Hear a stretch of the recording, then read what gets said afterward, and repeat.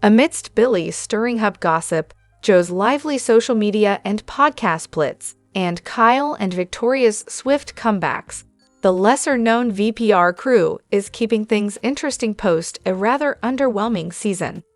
Honestly, I'm grateful for this complete chaos. I'm torn between trusting Billie, Kyle, and Victoria, and having doubts, but one thing's clear: they all seem entangled with Tom Sandoval. They'd do well to distance themselves from him. Here's to the supporting cast. Believing Billie Lee wasn't even on my off-season radar. But what if they're all scheming together, ensuring another season, safeguarding Tom's spot, drumming up enough drama to elevate his role alongside his girlfriend and best friend? Plus, now Billie's back in the mix. It's hard to trust any of them. Listening to Billie with Joe's constant interruptions, adding no substance, was a struggle. The messiness is enthralling. From Billie, Kyle, Victoria, Joe, to Rachel, it's a parade of untrained, unfiltered personalities, which oddly makes it captivating. Victoria's arrival seemed to sideline Billie. Tom's likely behind it, the master manipulator. Billie's suspicions and tendency to play the transgender card during conflicts are telling. Kyle and Victoria are likely shielding Tom, revealing some truths while concealing others. Stassi hinted years ago about their drug use. Still, this is far more intriguing than Season 11. Hello everyone, welcome back to my channel, Spill Chronicles. It's me, Ramona here. I hope everyone is having a wonderful day. Keep watching, so let's dive into today's video. However, why am I getting the feeling that this drama involving Billie, Victoria, Kyle, and Tom is all staged for the next season of VPR? It's like alarms are going off in my head.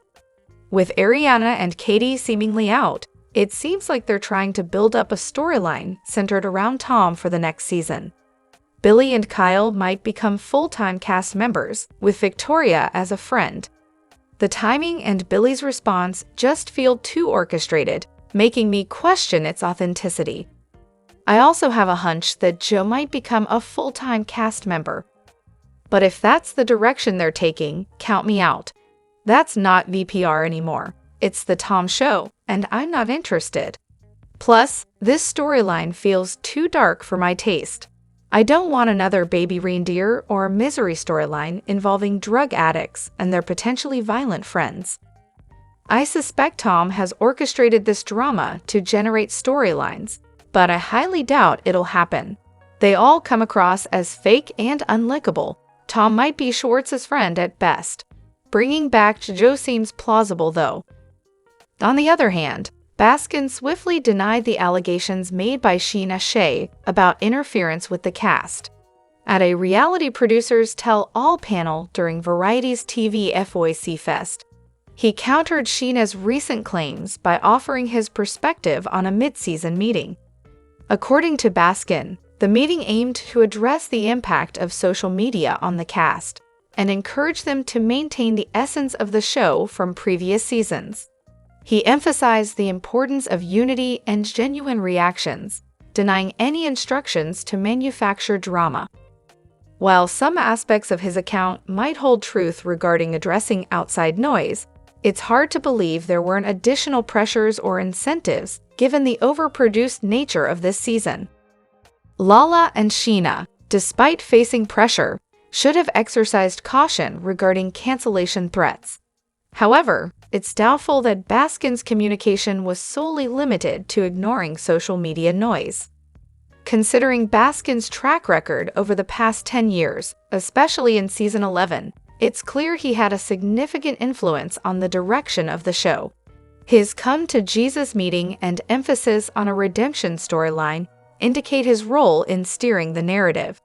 His statement about ignoring fan feedback and continuing with the redemption storyline contradicts the show's history of conflicts and drama. This attempt to portray unity seems out of place given the constant discord among the cast. Baskin's remarks about drowning out social media noise echo Lala's concerns about job security, suggesting a deeper involvement of production in shaping the narrative. While explicit talking points may not have been provided, there's a strong indication of influence on cast dynamics. While Scheana's interpretation might exaggerate, there's a possibility that Baskin's intentions were to improve the show's quality rather than threatening cancellation.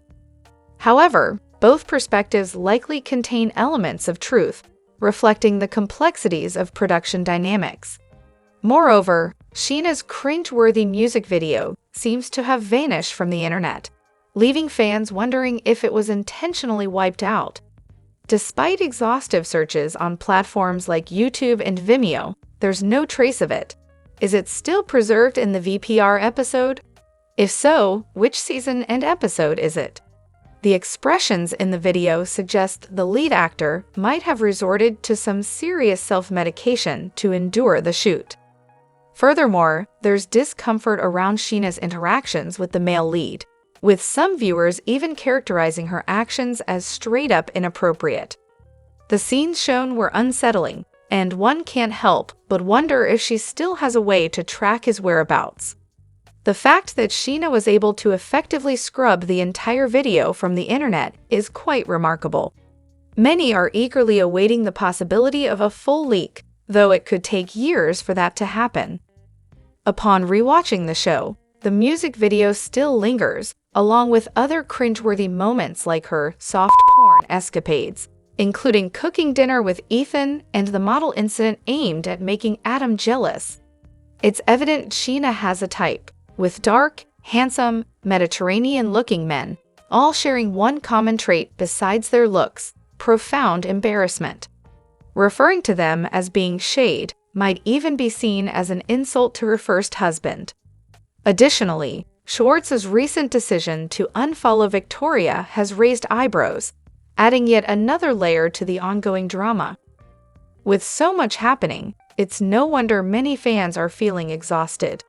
As for my thoughts, it seems like they're pushing hard to get cameras rolling for another season. For those who prefer a quick summary, here's what's been going on.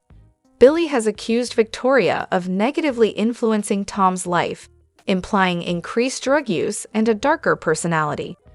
She even attempted an intervention, which involved Kyle Chan rallying Tom's group together under the guise of it being his idea.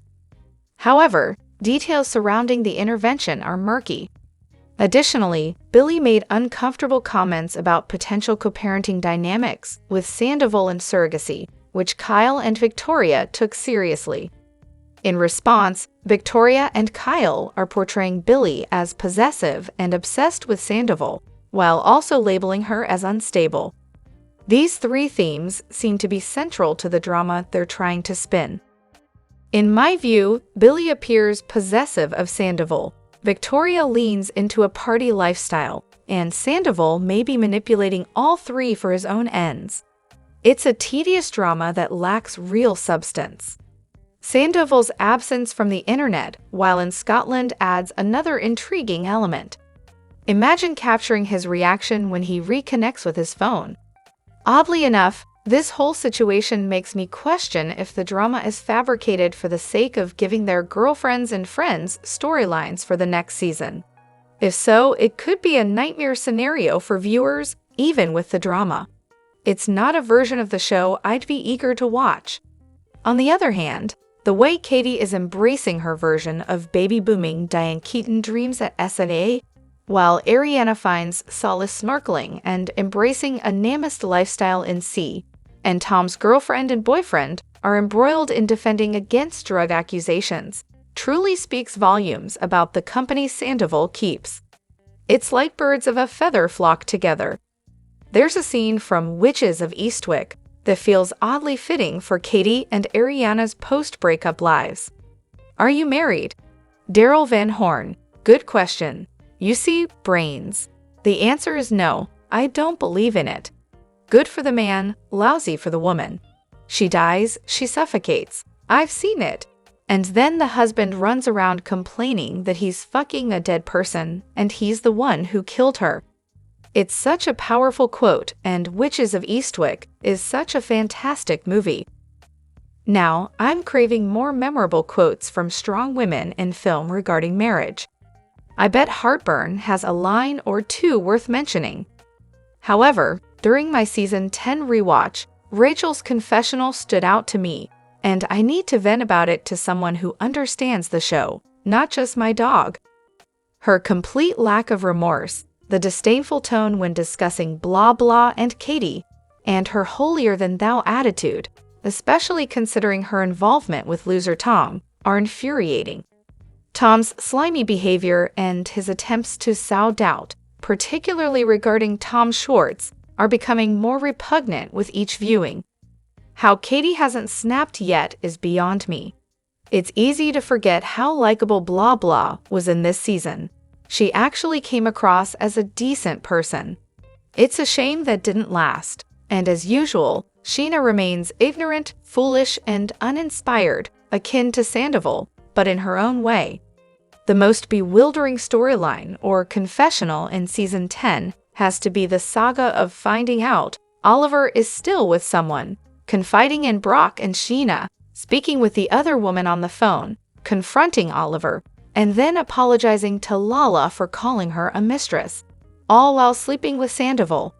Later, she claims to feel isolated because she couldn't discuss her affair with Tom with anyone, despite making the other woman one of her own storylines. Her behavior comes off as pathological, and her attempt to retroactively claim manipulation doesn't hold water. She's a grown woman who knew exactly what she was doing then and now.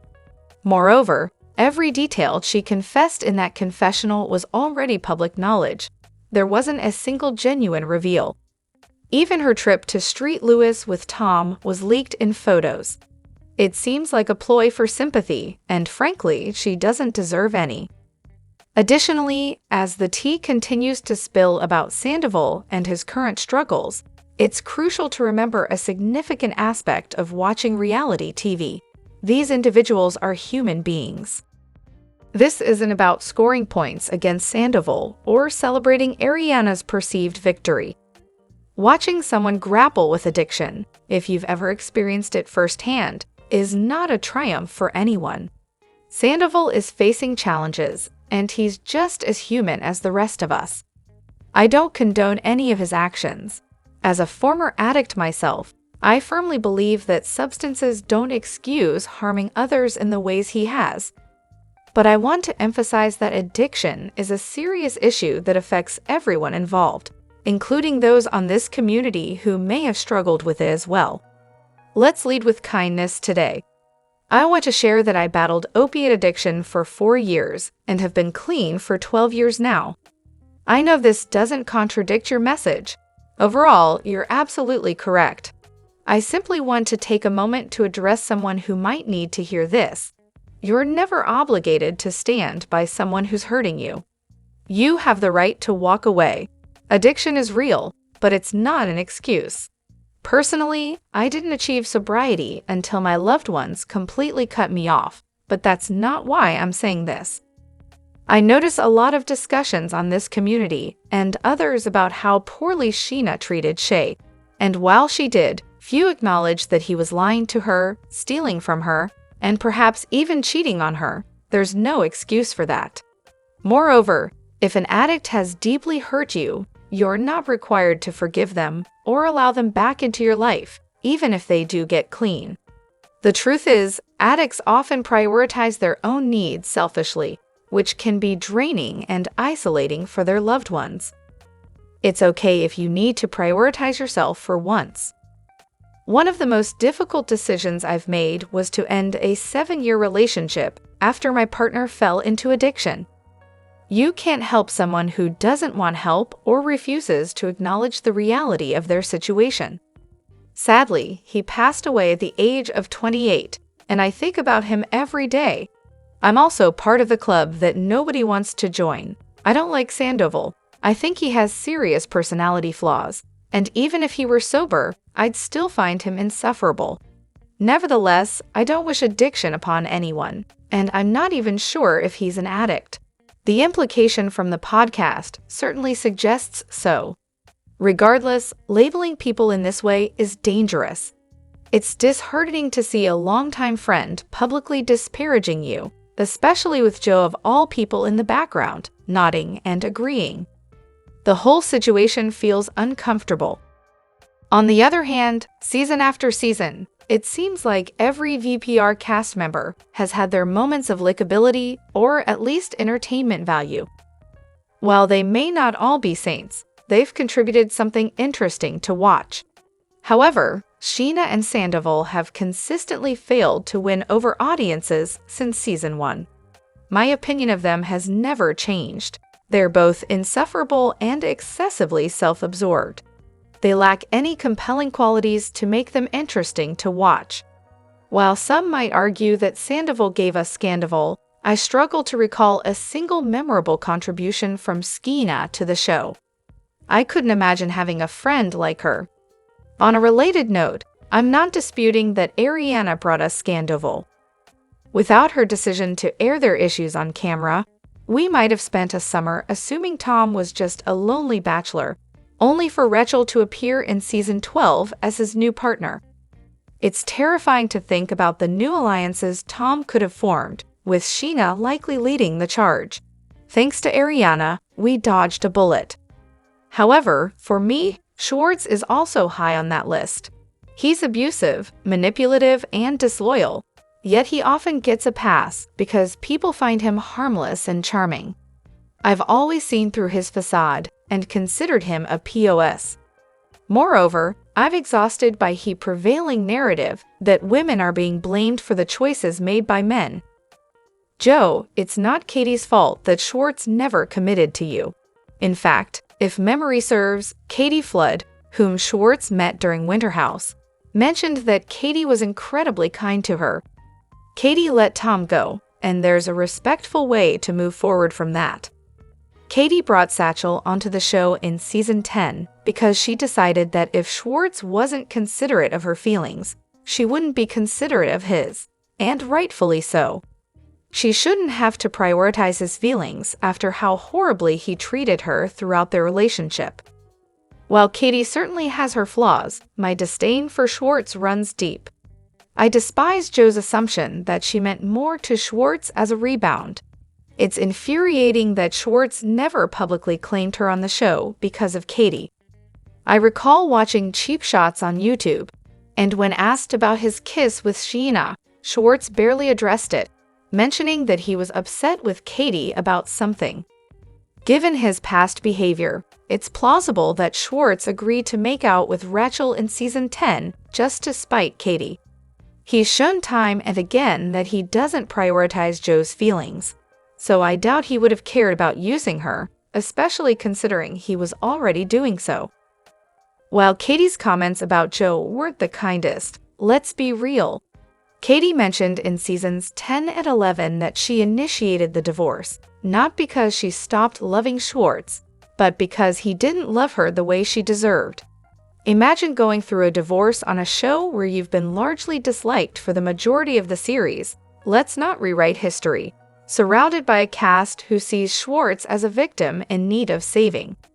Can you imagine having your boundaries disrespected while divorcing someone you still love, with none of your castmates supporting you, and instead actively pushing your ex-husband and a friend you dislike together, and then the following year having to witness your ex-husband defend that friend, who clearly had eyes for him when you were together, against you? How would you feel? I'd feel far worse than Katie expressed. While I strongly believe Katie should have left Schwartz in season 1, I don't blame her for staying. I've been in a toxic relationship myself, though not as toxic as Katie and Tom's. It's infuriating that during season 10, Katie couldn't express her discomfort with the constant promotion of Tom's relationship with one of their castmates, simply because she was the one who initiated the divorce. The whole situation, especially Scheana and the Tom's involvement, is ludicrous. In season 11, Scheana and Lala blamed Ariana for dividing the group, conveniently ignoring Sandoval's role in creating the situation. It's disgusting to see people suggesting that Ariana deserved Sandoval's infidelity because they weren't having sex. The emphasis placed on sex as a measure of a good relationship is repulsive. It's dehumanizing to imply that if a woman isn't satisfying her partner's needs, she shouldn't be surprised if he seeks fulfillment elsewhere. What about Ariana's needs? The whole sentiment disgusts me. I won't forget Joe's comments on her live stream, reducing women to mere objects of men's satisfaction, and Rachel's apparent resentment toward Ariana, despite alleging illegal recordings by Tom, is equally infuriating.